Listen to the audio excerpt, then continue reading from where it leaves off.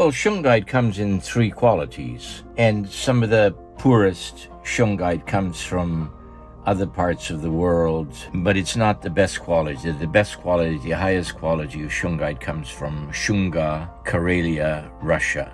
So when you buy Shungite from someone, ask what the source of the Shungite is. If it's from Karelia, Russia, it's good. Sometimes you can also get taken when they say, yes, it's from Russia, but it could be coal, it could be something else, but it has to be from Karelia, the real good Shungite. In order to test it, you can begin by taking a cheap flashlight, open the back up, take a piece of Shungite, touch the middle of it, and touch the outside of it.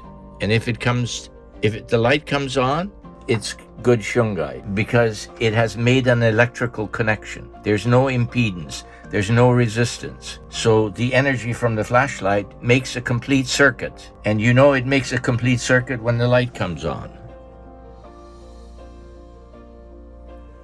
That's how you can test it. Another way of testing it is get yourself a cheap multimeter. You can buy them for $10, $15. They're powered by a 9-volt battery. Set the resistance to 200K, which is set right now. Set the probes, one in black in the middle, red on the outside, on the right side. Here are the probes. So contact the Shungite,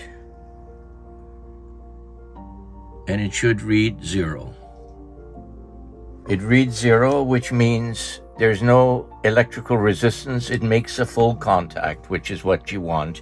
So that is 98, 99% pure Shungite. Lots of carbon. That's what you want.